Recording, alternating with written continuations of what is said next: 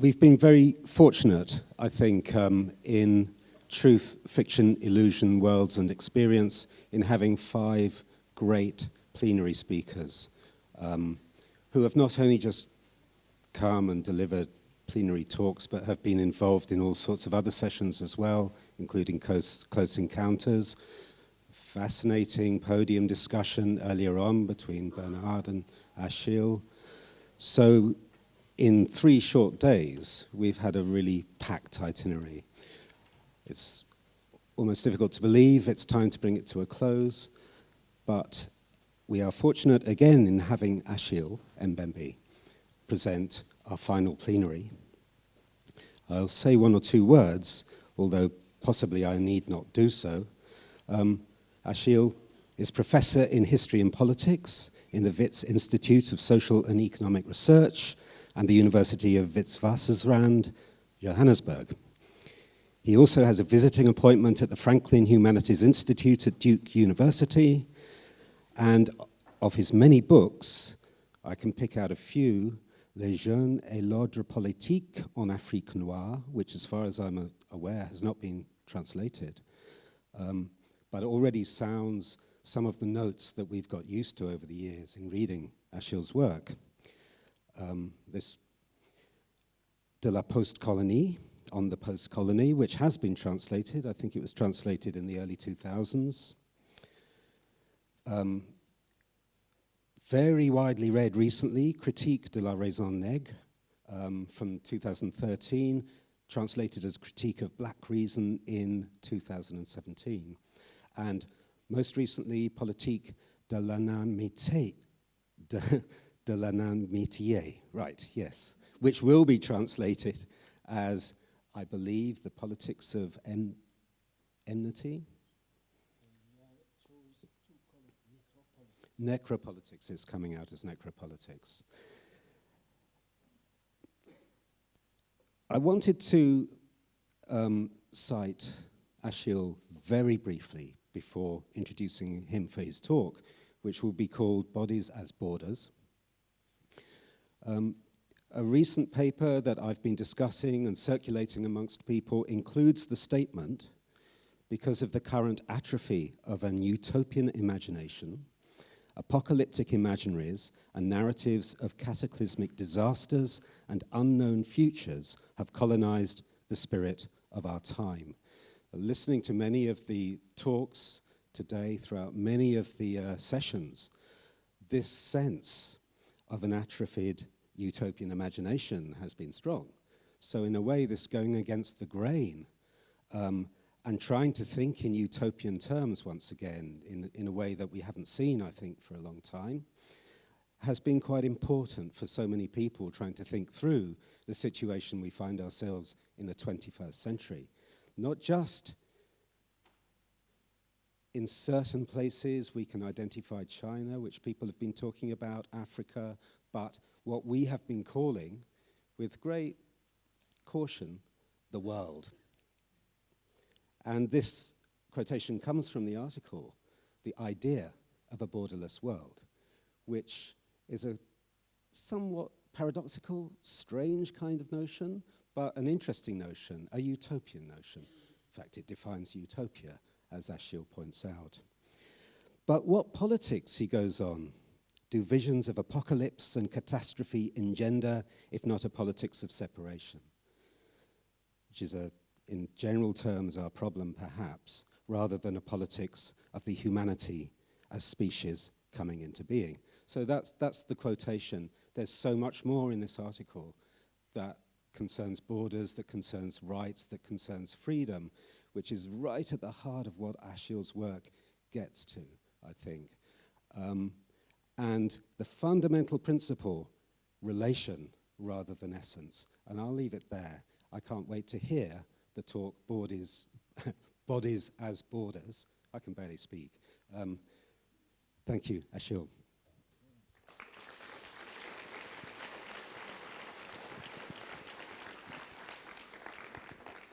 Thank you, John, for your very kind introduction. I would like to formally thank the association and the journal for a very gracious invitation. I was very happy to be here. The invitation gave me the opportunity to meet extraordinary people. Bernard, who is sitting right here, from whom I have learned so much, and to reconnect with very old friends, Scott, whom I like to tease, Ryan, John, Mike, Peter, and Bruce, who welcomed me yesterday with a beautiful session on some of my work.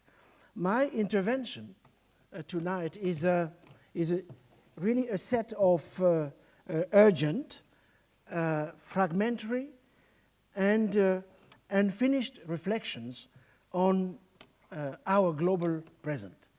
Our global present seen from where I live and work, which is Africa, which is South Africa. When I say our global present, what I truly have in mind is what we discussed with Bernard this morning. What I have in mind is the sustainability and durability of our planet.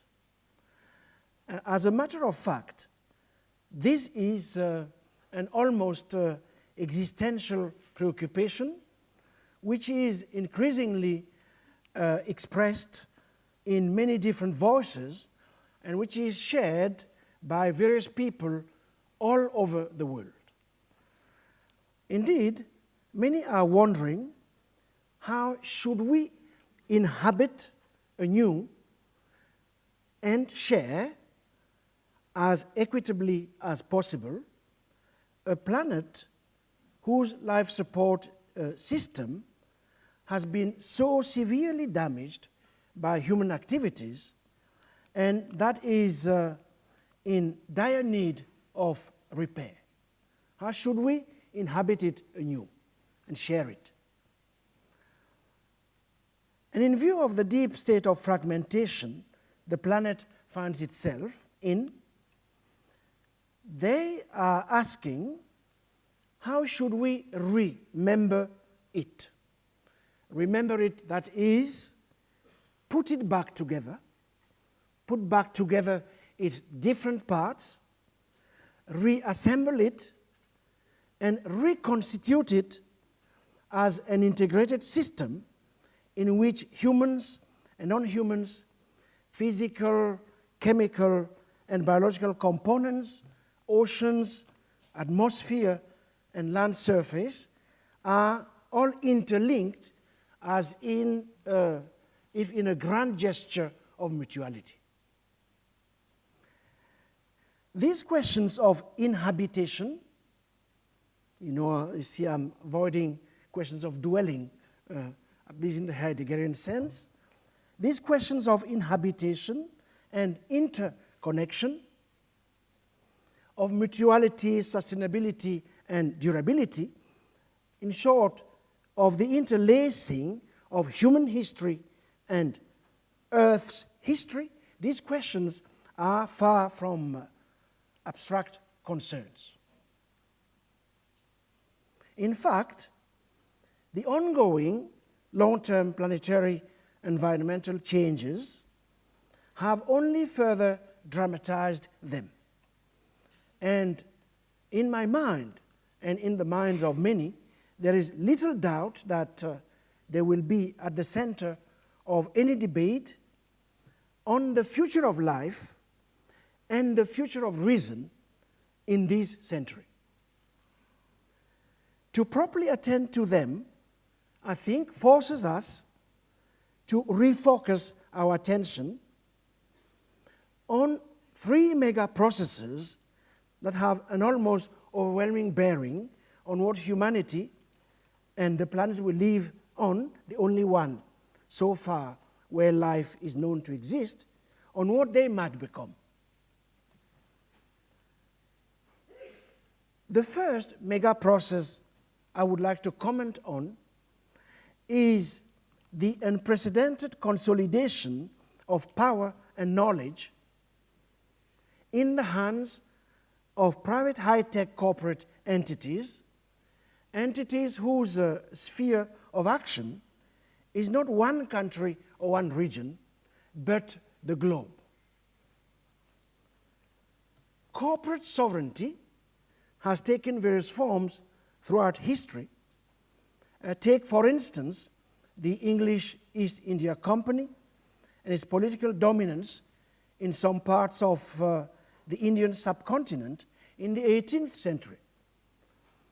Composite, diffuse, and hybrid entity, the company exercised forms of power customarily associated with formal state institutions. It was, if you wish, part of the colonial nomos of the earth, which typified the epoch that started with the conquest of the Americas in the 15th century, the sale of African slaves from the 16th century to the 19th century, up to the undoing of the last racist state, South Africa, in the 20th century. Colonial nomos was founded on taking possession of foreign lands, that is, on conquest. The seizure of land went hand in hand with the exercise of authority over people. Private corporate entities could engage, for instance, in wide-ranging operations such as tax collection and war making, and in competition with the monarchical and national state, private corporate sovereignty was a key part of the different institutional and constitutional forms that shaped imperial expansion. The conditions that have made possible the expansion of privatized government in the first half of the 21st century are well known. Many of these have to do, of course, with various legal frameworks behind international trade agreements, foreign investment treaties, and other mechanisms that have turned markets into the single most undisputed forces of our times. Others have to do with, of course, the computational transformations of financial markets and the possibilities afforded by media technologies, as Bernard told us yesterday. So we are at a point, in fact, where we do no longer know whether the old distinction between the economic power of corporations and the political sovereignty of states, whether this distinction still holds. Whether it does, in fact, is more and more open to debate. But the fact is that most global corporations nowadays aspire to secede from everybody else while exercising surveillance on everybody else. Their big dream is to be exempt from taxes and to be free from accountability. In short, to enjoy the kind of immunity and state of exceptionality we used to recognize only to truly sovereign powers. In a recent book about what she terms surveillance capitalism, Johanna Zuboff argues that a global architecture of behavior modification is underway.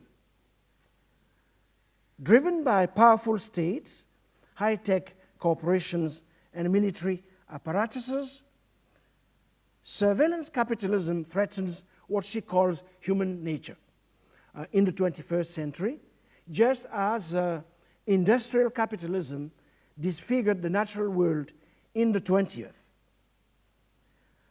She shows the extent to which vast wealth is accumulated in what she terms behavioral futures markets, that is, markets where predictions about our behavior are bought and sold.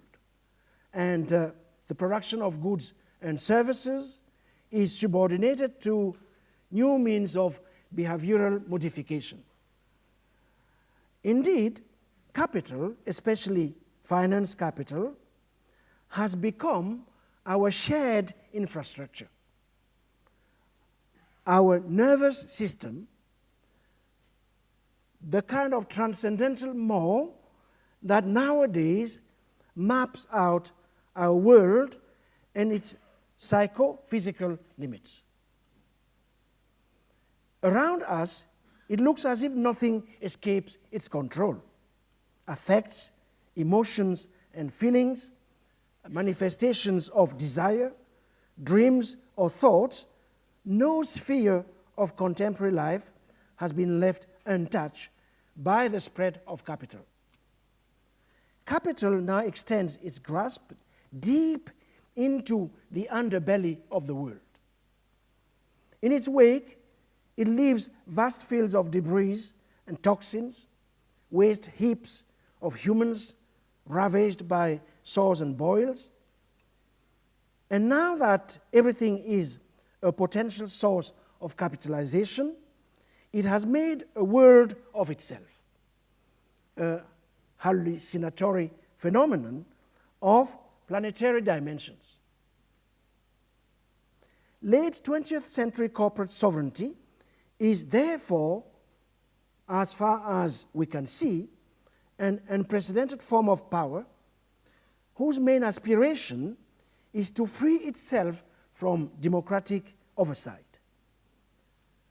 As a result, we might no longer live in an epoch when sovereignty was exercised by the demos. The demos, properly understood, might no longer be the sovereign. Finance capital, in the guise of a ubiquitous digital architecture, might have definitely become the new Leviathan. So what we are witnessing, part of what we are witnessing, is the historical bifurcation between liberal democracy and finance capitalism, and the emergence, as I argued, of this new form of sovereignty, which claims for itself the law of immunity and the powers of exception. That is the first mega process I wanted to comment upon. The second mega process I would like to invoke is technological escalation and the ways in which it has redefined the nature of speed, the way in which it has unshackled markets and the economy, and the way it constantly monitors our behavior in an attempt at revealing how this behavior could be modified and optimized. As a matter of fact, some of the fastest expanding markets in the world today are markets for future behavior. They rely on better understanding incipient future intent. These could be future voting intentions, the intent to commit fraud, the intent to buy life insurance, or the intent to stream a specific video. These markets for future behavior also rely on the extraction and mining of new forms of raw material. Such raw material mostly consists of information and details about individuals' behavior taken from the distant corners of our unconscious, the market of the unconscious. It's raw material plumbed from intimate patterns of the self, our personality, our moods, our emotions, even our lies, every level of our intimacy. The purpose is not only to heighten the predictability of our behavior, is also to make life itself amenable to datification. A key feature of our times is therefore the extent to which all societies are organized according to the same principle, the computational. Let's just call it the computational. It's not only because we are surrounded with ubiquitous technologies that weave themselves into the fabric of our everyday lives, devices, sensors, things we interact with, and which have become part of our presence in the world all the time. The question of how the boundary between us and these devices is enacted being, of course, a matter of open debate. It's also because the computational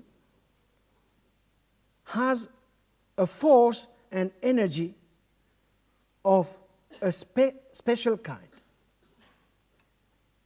It is a force and energy that produces and serializes subjects, objects, phenomena, that splits reason from consciousness and memory, that codes and stores data that can be used then to manufacture new types of services. But the computational is also the prototype of a dream machine. And what I'm going to say now relies somewhat on, we were talking about it yesterday with Bernard and Scott, on a kind of, let's call it a misreading, intentional, conscious misreading of Foucault's work on Binswanger, Dream and Existence. So I would like to consider the computational as a prototype of a dream machine of a special kind, a peculiar institution. As we know, there are different kinds of dream machines. If an object at all, the computational is an object that seems to exceed its objecthood. There are not many objects which seek to exceed their objecthood. This one does. It exceeds its objecthood in the sense that we dream of it. It exceeds its objecthood through its quality of being automatic, of seeming to move itself. That it doesn't need any agent to move it. It's automobile, if you want.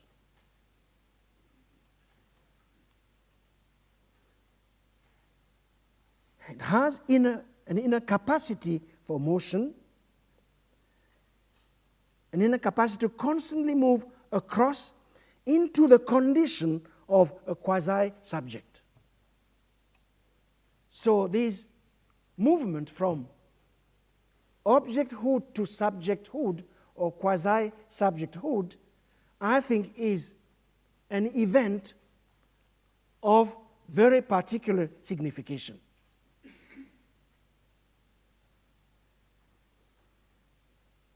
Just as the African slave during the period of Atlantic capitalism stood vicariously for the object and for the machine. So historically we have that element where the slave, the slave in the plantations in the Americas was an object of a special kind, if you want, a speaking object, in the sense that it was supposed to be a concatenation of the human and the object at the same time.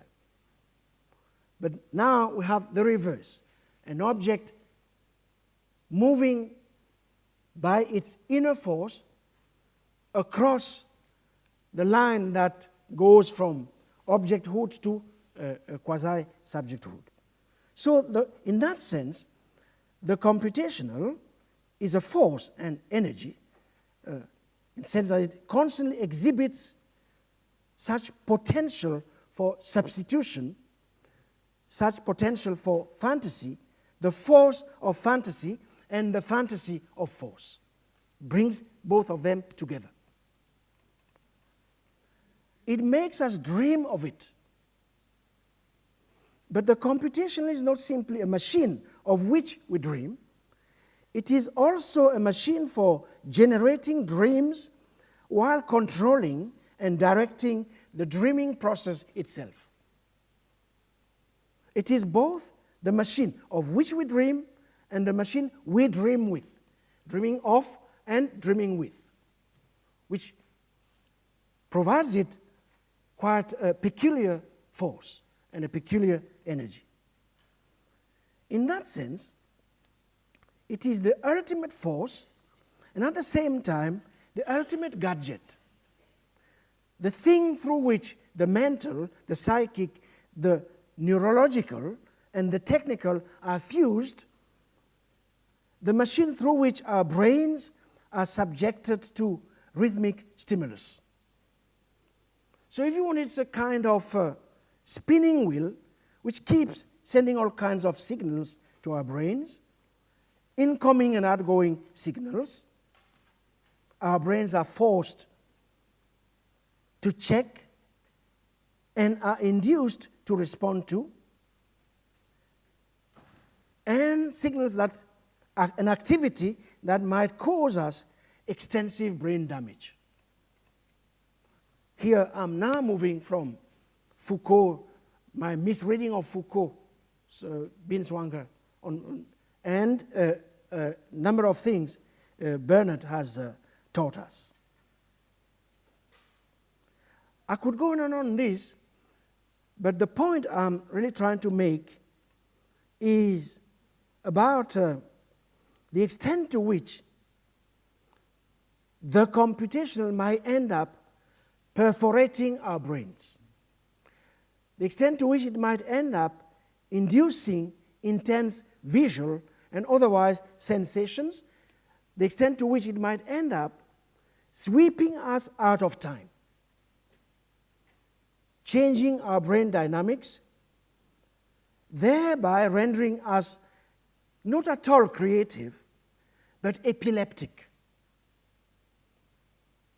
I'm now talking to Bernard once again on what he was telling us about the possibility of being stupid and mad at the same time, to which I add the risk of becoming a bunch of epileptic subjects through the inducement of these dreaming machines, which act on not only our nerves, neurological system, but also, and more importantly, on our brain, which raises, of course, all kinds of questions having to do with recovery.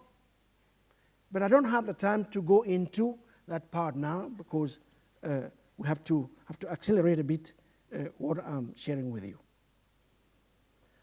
So that's the second mega process I think we are forced to confront in our attempt at imagining a planet we could all inhabit, we could all make a claim upon, and we could all share, to share it being the precondition for its sustainability and its durability. The third mega process have to do with what I call the dialectics of entanglement and separation, or you can call it the dialectics of entanglement and cessation. It seems to me that we live in an epoch when there have not been such an urge to separate, to divorce, if you want. So many people want to divorce. I mean, say people, entities. I mean, the British, they want to get out of Europe. In my own country where I was born, the Anglophone part of Cameroonians, they don't want to have anything to do with the Francophones, and yet it's impossible for them to separate these dialectics of entanglement and this desire for apartheid, which is saturating contemporary imagination. We thought we had dealt with apartheid in South Africa, that it was part of our past, only to discover that, in fact, apartheid might be our future. So that's what I want to comment upon very briefly now.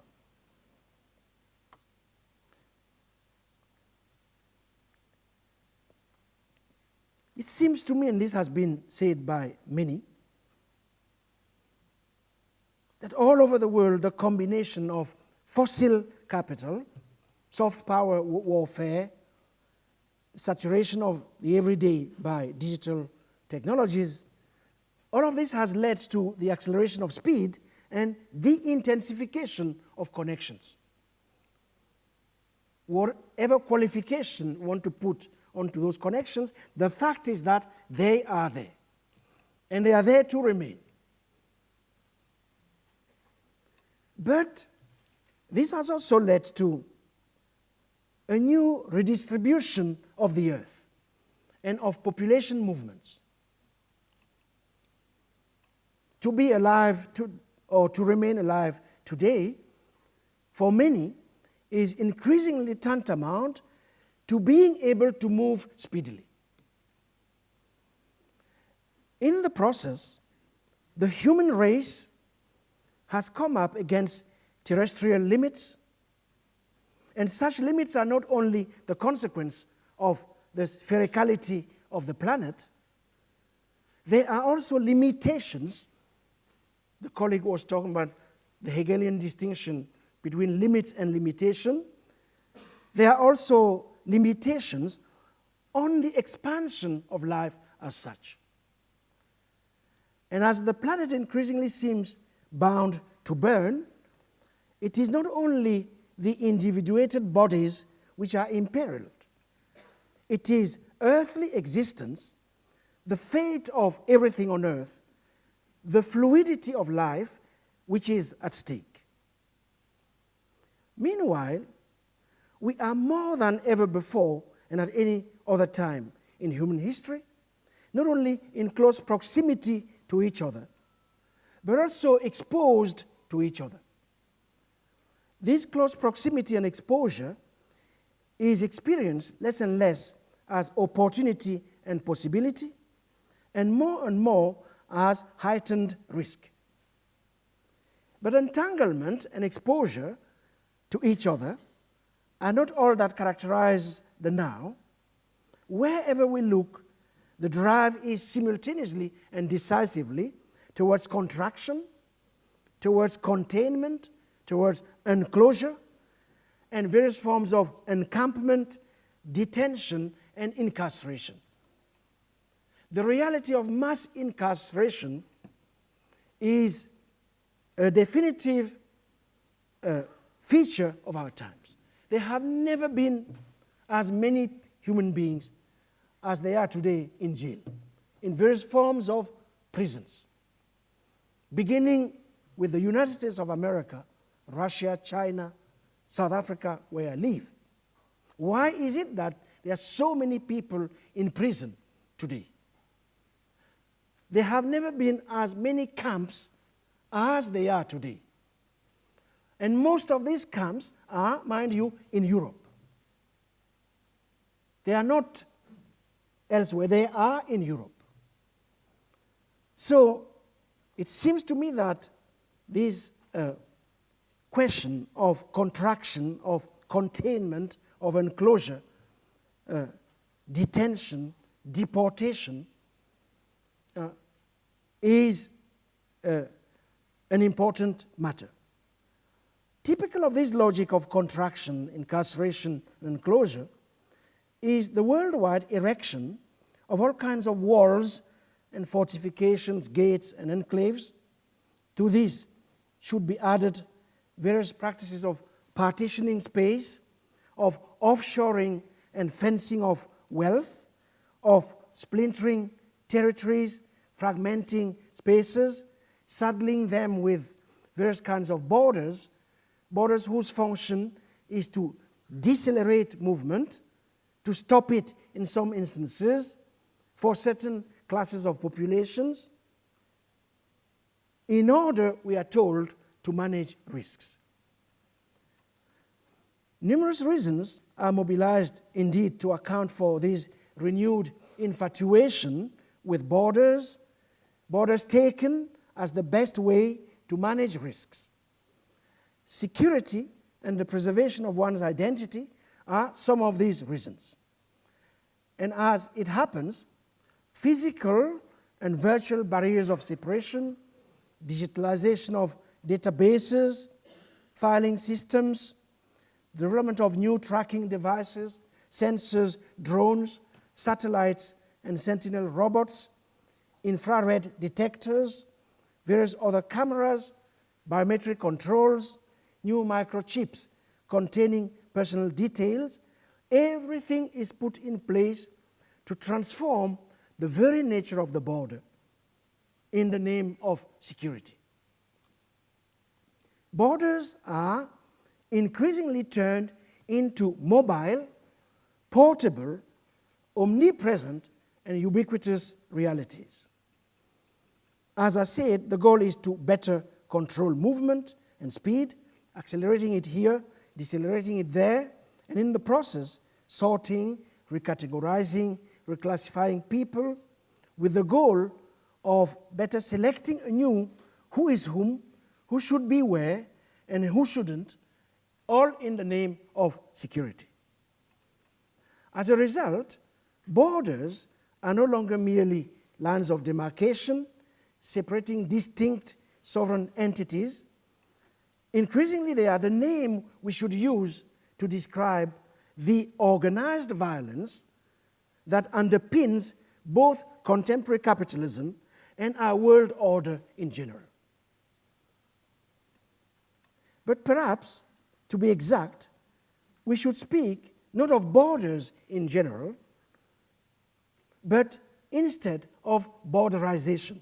That is, the process by which certain spaces are transformed into uncrossable places for certain classes of populations who thereby undergo a process of racialization. Places where speed must be disabled and the lives of a multitude of people judged to be undesirable are meant to be immobilized, if not shattered. The figures are astounding. On the southern flank of the European border, there have been, over the last 10 years, more than 35,000 people who have died trying to cross the Mediterranean. So what I'm talking about is not a figment of my imagination. Whatever the case, the transformation, technological transformation of borders is in full swing. In a sense, one of the major consequences of the acceleration of technological innovations has been the creation of a segmented planet of multiple speed regimes. And once again, this is part of the new nomos of the earth.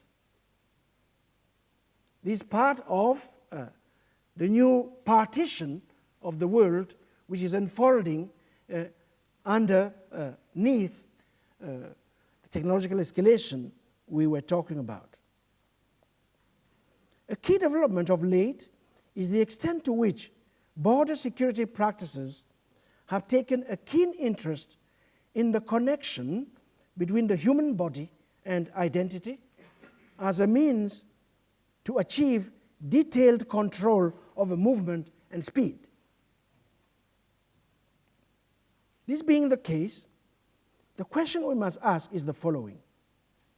What precisely is at stake in the extension of the border, especially the biometric border, into multiple realms of social life, and in particular, the human body. Not the human body in general, of course.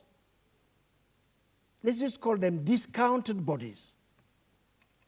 And I use the term discounted in its many different meanings. Discounted, poor value or no value at all. Discounted meaning, okay, abandoned. It's a rather fluid concept. In other words, what explains the migration from the border understood as a particular point in space to the border as the moving body of the desired masses of population.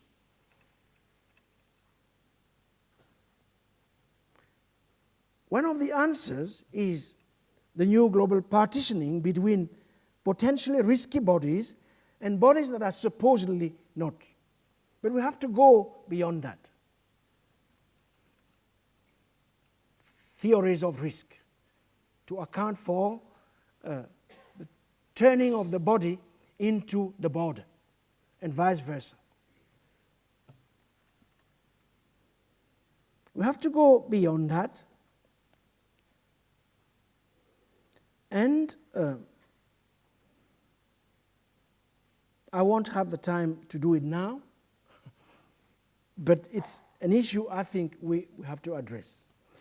So I have given you 3 mega processes. I think there are many more, of course. I chose this because I'm particularly interested in them.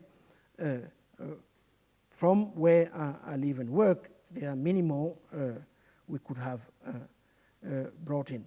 But let me now just, as I'm trying to move to make some deductions from the tableaus I have shared with you, let me say a few things about what are called discounted bodies. I think part of what we are witnessing as a result of the 3 mega processes I referred to is a novel imbrication, a symbiotic merging of life and mobility. Life as mobility, if you want. To be alive or to survive is more and more coterminous with the capacity to move. Just as living, movement in turn involves continual doublings, the incessant crossing of multiple lines and thresholds, multiple transitions across layers. Life itself is more and more taken as something that can be calculated and recombined rather than merely represented.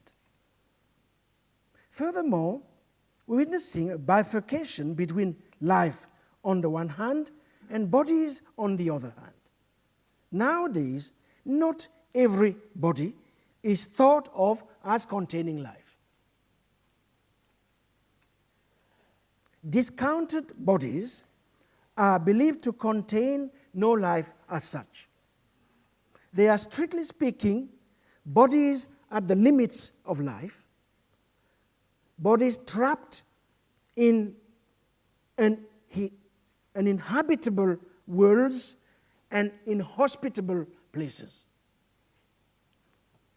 The kind of life they bear or contain is not insured, or, to put it differently, is an insurable, folded as it is in extreme and thin envelopes.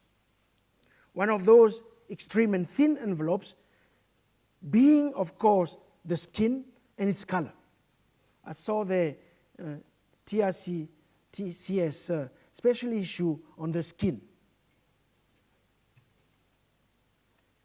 As indeed that kind of thin envelope that is recovering a flesh that might not have value. Such bodies on the precipice are the most exposed, of course, to droughts, storms and famines, toxic waste, and various experiences of effacement. Their livelihoods made impossible, they are the most likely to sustain the most crippling wounds and injuries. Trapped human subjects, often without escape, they are caught in the various death management systems that saturate the contemporary world. Question of necropolitics, necromass, and so forth and on.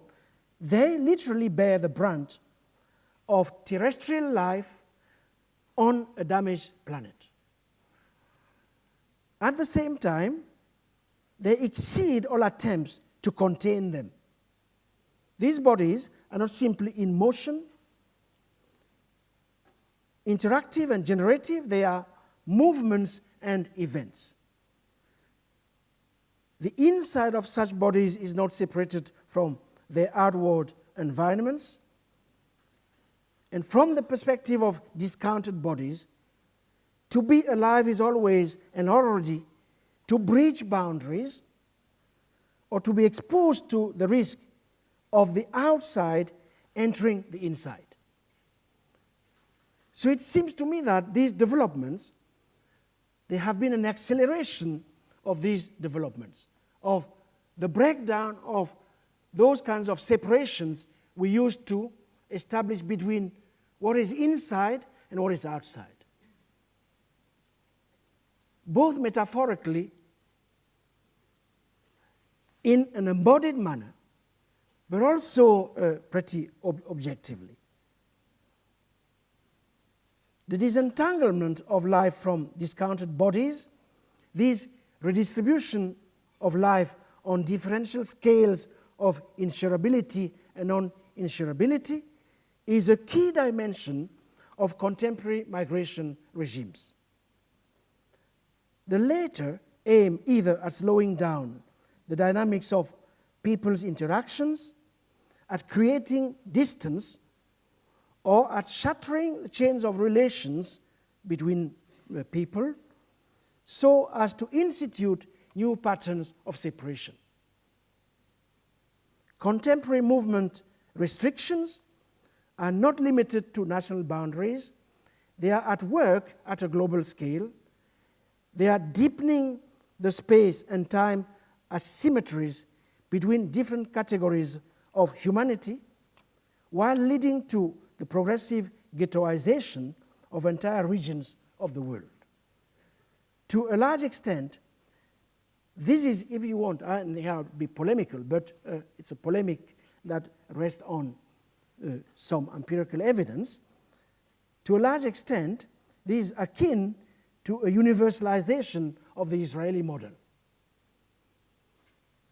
In this model, the restriction of movement does not necessarily aim to confine unwanted people territorially or to dissociate their movements from those of citizens, but to inscribe them, in this case Palestinians, into temporalities and spatialities that are disjointed to the point of giving these populations the illusion of being territorially separated.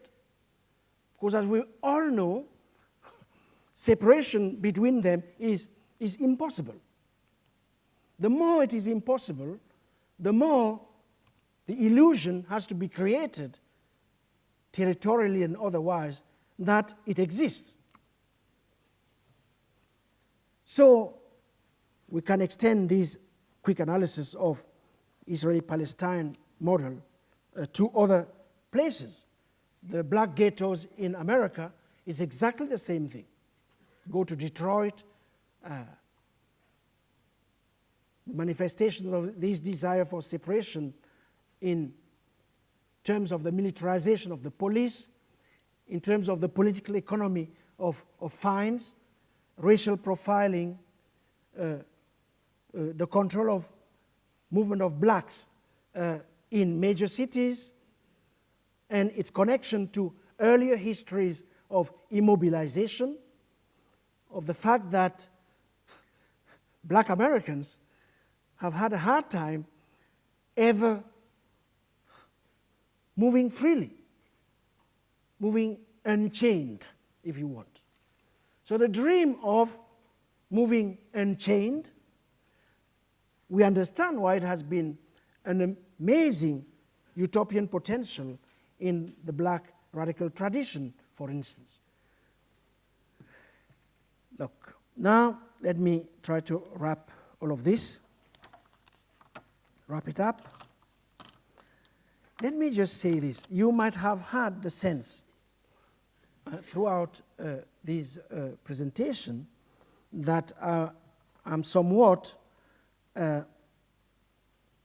falling back onto the social death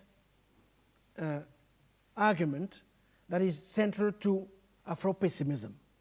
Afro-pessimism as articulated especially in some sectors of the black intelligentsia in the USA. But I'm not. That's why I will conclude with the figure of the black slave under conditions of racial capitalism. I bring back the black slave in relation to the becoming black of the world hypothesis of which we spoke about today. As I just argued, part of what is typical of the black slave under slavery is the attempt at turning this human being into a thing.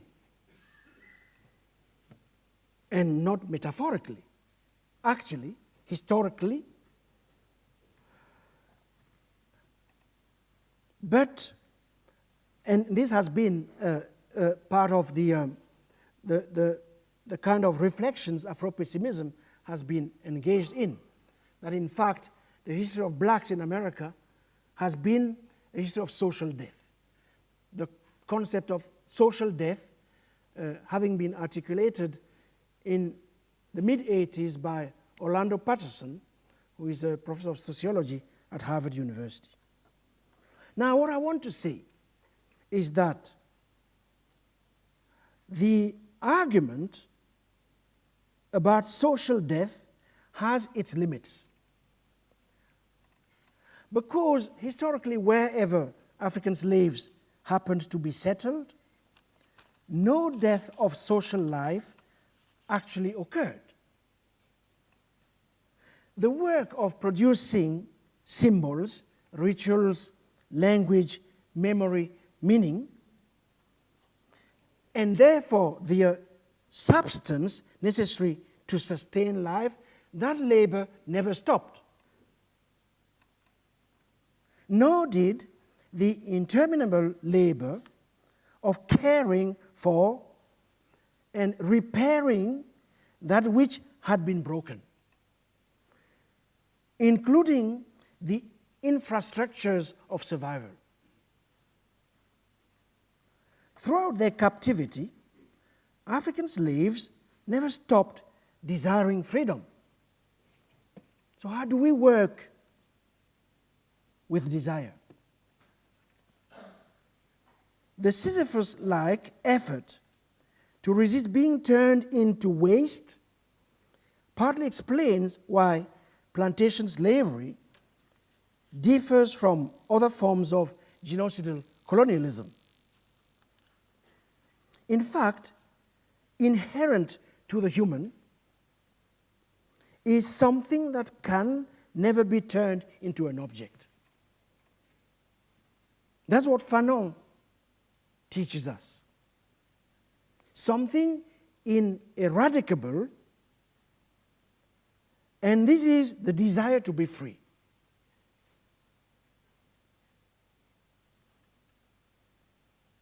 So, the history of the slave is not so much about social death as it is about the permanent generation, recreation, and resignification of life flows in the face of the forces of capture and desiccation. Of course, the two poles of recreation and desiccation are inseparable. The body that is supposed to work is the same body that is continually under attack and made redundant. Ropes are drawn tight, ribs are shattered.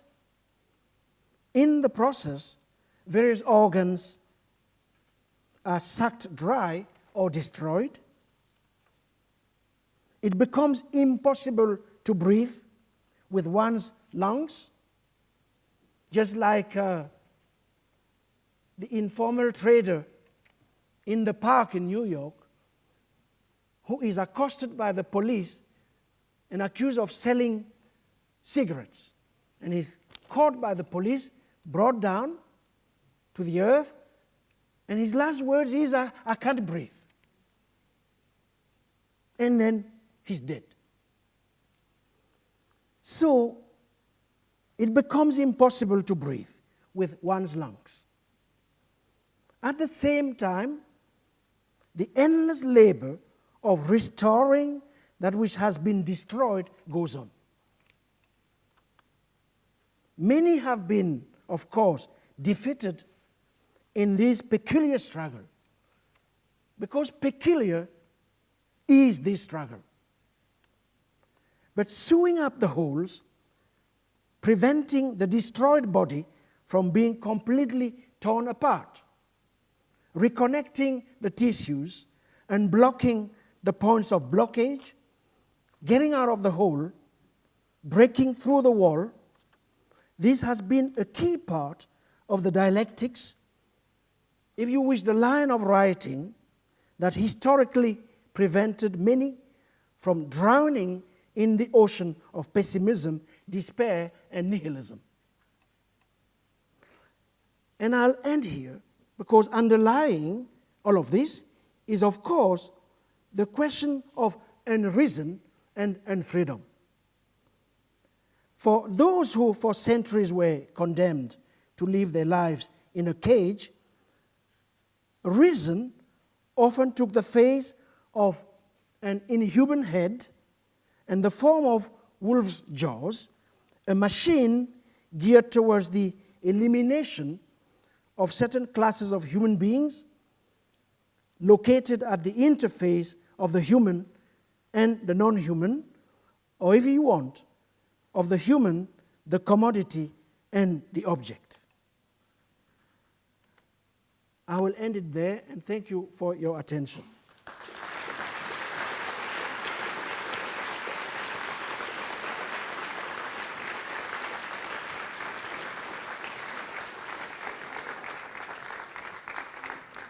Thank you so much for that, Achille. Now there's time for questions, and I'm sure there will be questions.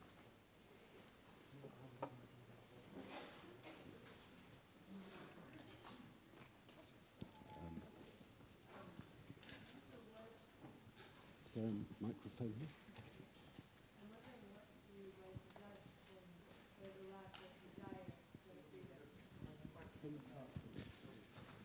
Thank you very much.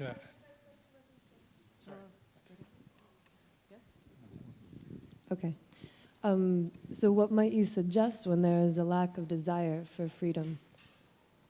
So when people have become so overtaken by the systems at hand and these grand processes that there is no longer this desire for freedom, which would then give rise to a kind of liberation.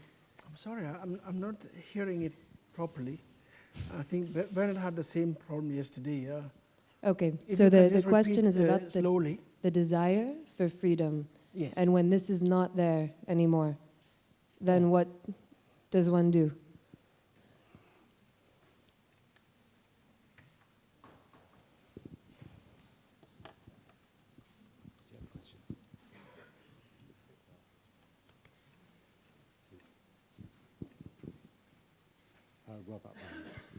Thanks very much. Just a brief comment. Thanks very much, Achille. At times in your talk, I got a sense of a totalizing machine and a ruptural reading, where in fact, there's a long history of calculation and abstraction, back to Greek geometry, and you ended with reason and the wolf's jaws. I wondered about the role or the importance of history and uneven geographies and intensities, because otherwise I think in telling the story in such a dramatic and totalizing way, we make it inadvertently harder to imagine a planet that we could inhabit sustainably together, and therefore necessarily in diverse and divergent ways. Thanks. Yeah, I have it's here two intertwined questions. The first one being, did I get you right that you are arguing for some kind of re-enchantment of humanism?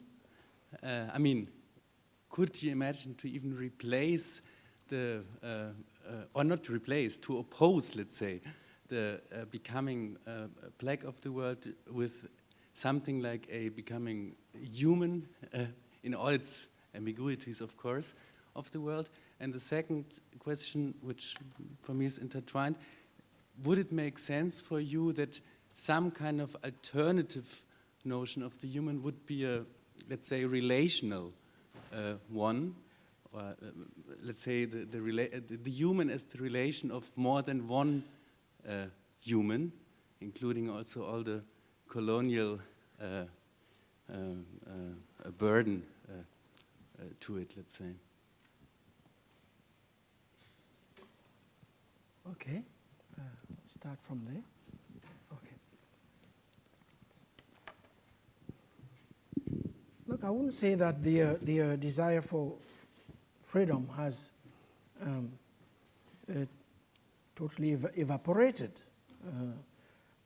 all over the world. Many are still mobilizing in all kinds of struggles for freedom. They take many different forms. I mean, where I live and work, the struggle, there was a moment when the struggle for freedom was geared towards political liberation. As soon as political liberation was achieved, we entered a new cycle of struggles, which are struggles for everyday existence. Struggles around key issues like like eating, having food, being able to make it from today to tomorrow. Issues such as housing in a country where many people are homeless, not because of their willing to be homeless, but as a result of long historical policies of eviction, of dispossession, and disappropriation, if you want. So all of these struggles around basic needs, if you want, are ongoing. And they are the object of a number of critical reflections which nurture, let's say, deep histories of freedom. And yet, at the same time, we notice, take the example of South Africa, but I'm sure we can extend this to other parts of the world, the extent to which, we notice the extent to which more and more many are democracy is demanding. It's demanding, and it's many are, for instance, voting for rulers who really do not have their interests at heart. They are voting against their own interest. I think we have to think properly about that phenomenon. And of course, outside of broad generalizations, case by case, why is it that I would vote for someone who will implement a policy that goes directly, objectively against what I'm fighting for? It's a paradox we need to attend to.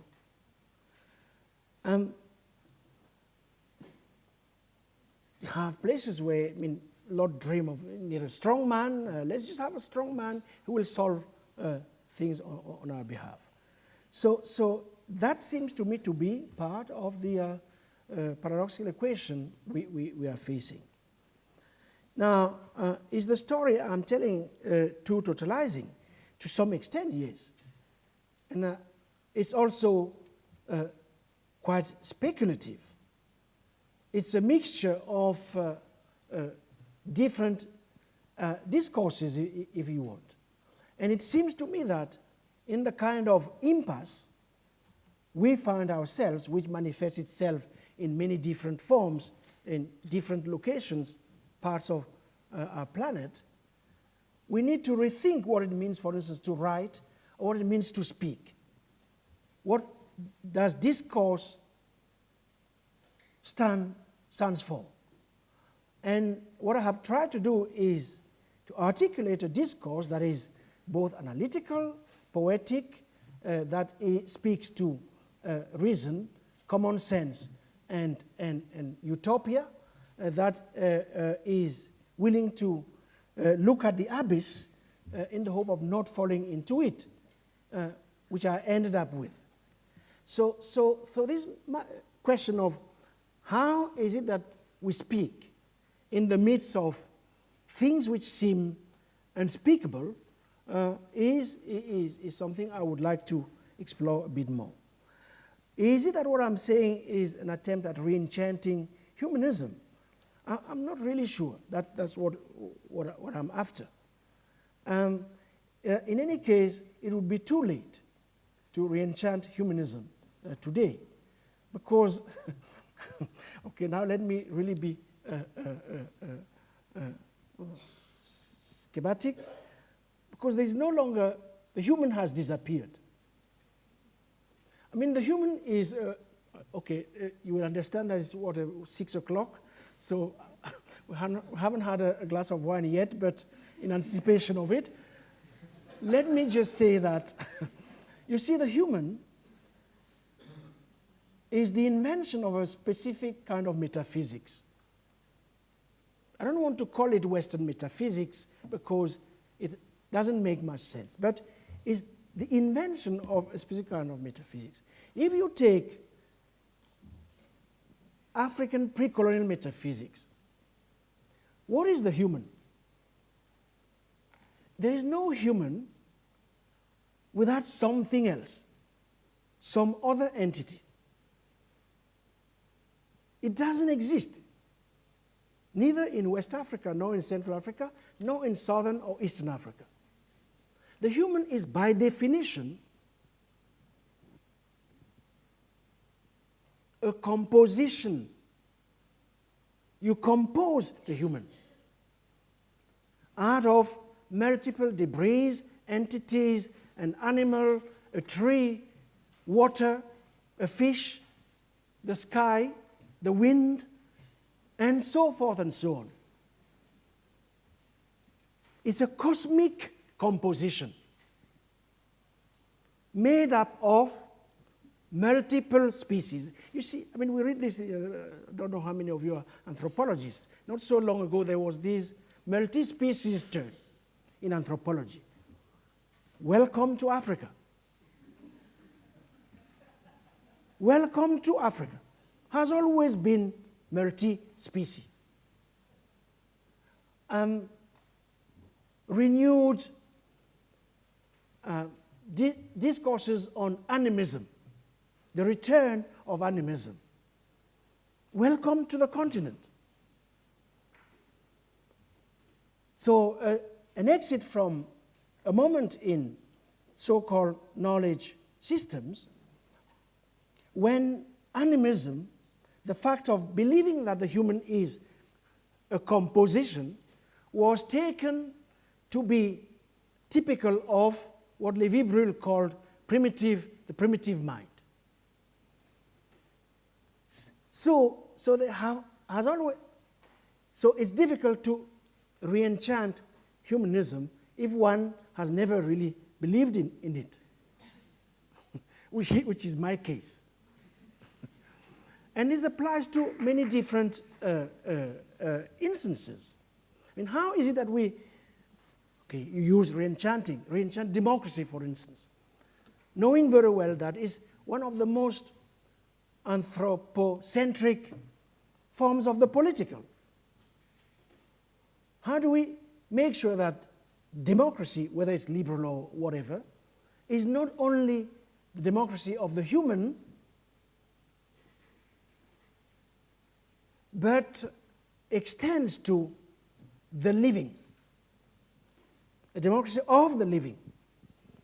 What does it imply in terms of institutional imagination, in terms of the reinvention of the law, in terms of forms of belonging? And here again, if we look into a different archive, the African pre-colonial archive, we see very well how, for instance, a polity, a free polity, was always a polity that offered to people different forms of belonging, multiplicity, compositional, multiple. You could belong by virtue of being born there. But it was not the only form of belonging. The community was created around a plastic, flexible set of mechanisms, the basis of which was, okay, you are powerful if you have many people with you, if you are able to aggregate around you as many people as possible, which changed systematically the calculus between people and things. There was a way of adjudicating the tension between people and things in a way that was privileging not one, but privileging multiple relations among these two things, as opposed to a dualism. So we talk about migrants today and all of that. It's because we are trapped in an episteme, which is a specific episteme of a specific part of the world, but it's not the whole of the story. But of course, I was trying to answer your question about humanism. Now it leads me to talking about almost everything on earth and not answering your question. We have three questions, one up here, and one here. Thank you for the talk. I was just struck by the notion that you're creating between freedom and life as mobility. And the question that I was asking myself in the context of the histories you've been telling is this idea of life as mobility and needing to move, does it relate to a kind of fight or flight option? And if freedom is, in a sense, about being able to fly away from a problem, and what you were saying just now about community and being related to place seems to me somehow in opposition to that need to move. My question is motivated by the fact of working with 3 projects in Africa, one in Côte d'Ivoire, one in Cameroon, and one in Senegal. And all 3 of these projects are about creating communities in place. So about developing movement of life within a community that's already existing.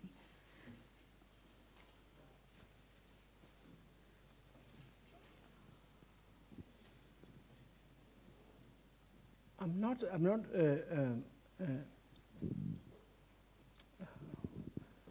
trying to translate it in English. Pleading for what we could call the exit option.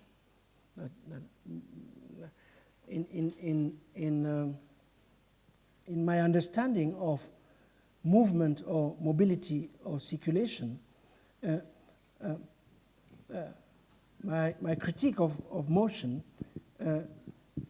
is not centered primarily around the possibility of escape. Although,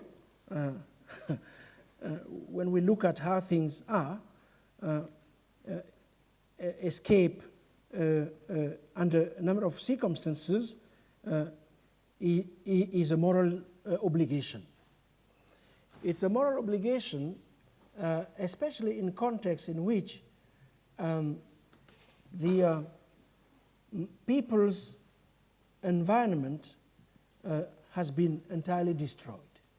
It has been made inhospitable, and it has been made uninhabitable. And this is true of many parts of our world today. And you go to Nigeria, for instance, in the Delta region of Nigeria.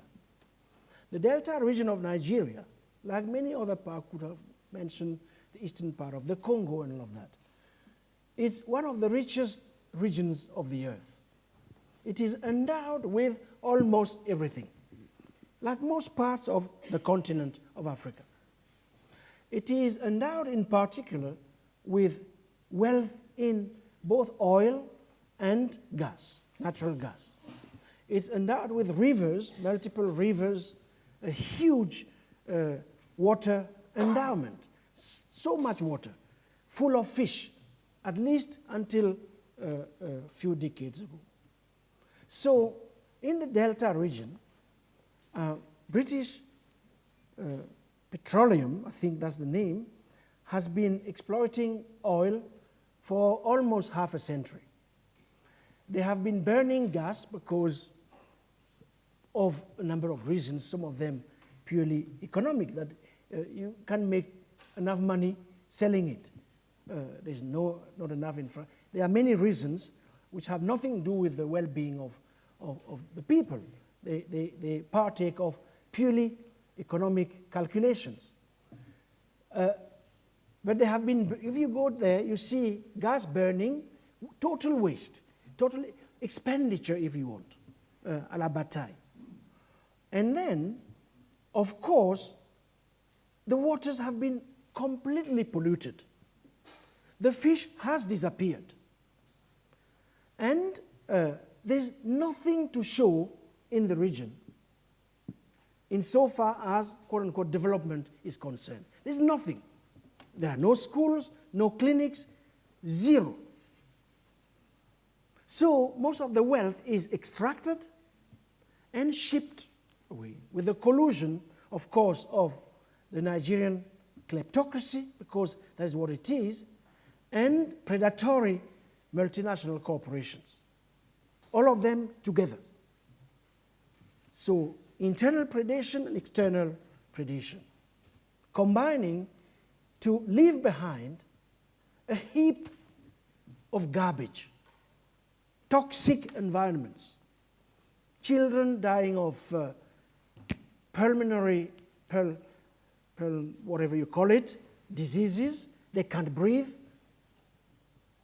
They can't eat properly. Where they used to, there were techniques of dealing with the environment without destroying it, letting the fish reserve replenish itself through a careful interaction between the humans and whatever they were in relation with. All of that has been destroyed. Frankly, I wouldn't ask any of them to stay there. There's nothing to do there, nothing to do. There's no life that would be possible in such an environment. And extractive forms of capitalism in Africa, that is exactly how they have operated. They have destroyed a lot of the environment. And people have been forced to move. Most people are not happy to move. People want to stay where they were born.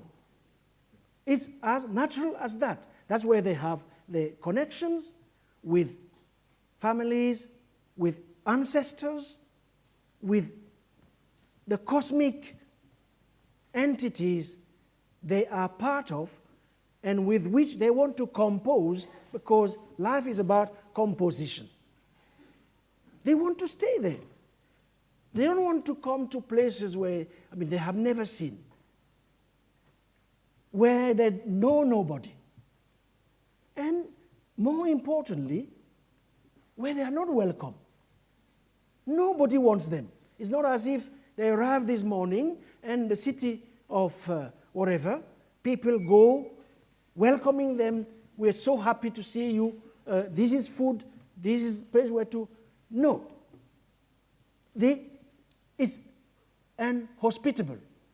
So how do you move from one hospitable place that has been made and hospitable and inhabitable to a place where nobody wants you? That's the dilemma. When we talk about migrants in London, that's what somewhat is at stake. So I wouldn't encourage them to stay. Of course, I would encourage them to fight. And we were talking about it, I think, either yesterday or this morning. My sense of time now is totally messed up.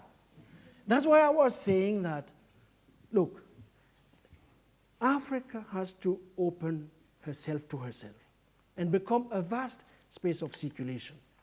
It's 30 million square kilometers.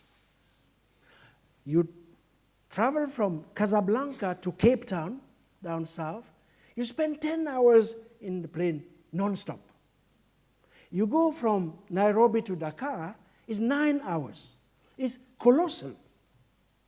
There's absolutely no reason whatsoever. In fact, we should be, those of you who are unhappy in Europe, we should be receiving you in Africa. The Chinese want to come and let's welcome them. We still have a lot of space to inhabit.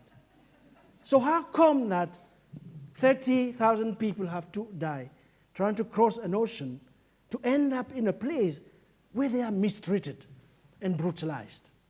And those are the questions we have to ask. How do we make sure that the places where people belong become habitable once again? Let me tell you, it's not by doing the way Europe is doing. Giving money to militias in Libya to put black people in camps and sell them on slave markets. That's what Europe is doing. Europe should take that money and give it, fund efforts, ongoing, some of us are engaged in that, in opening Africa to herself, which means undertaking a major task of, if you want, de-borderization, and saddling the continent from the 50 and more colonial boundaries it inherited since 1884. There's a date for it. It was done in 1884. So one of the big utopias in the continent, when we say movement, mobility, that's what it's related to. It's also related to the kind of history we have been part of, which hasn't been always beneficial for us. It hasn't always treated us kindly. It hasn't, and the instance where we find that unkind treatment by history has been around questions of mobility. How to move unshackled. Why is it that we always have to move in chains? And you see, if that's what it means to reanimate the human, then I will sign up for that. But since I already told you that I don't believe in the human, let's just leave it at that. Can we stop now? I think we'll have to stop now on that note. Thank you.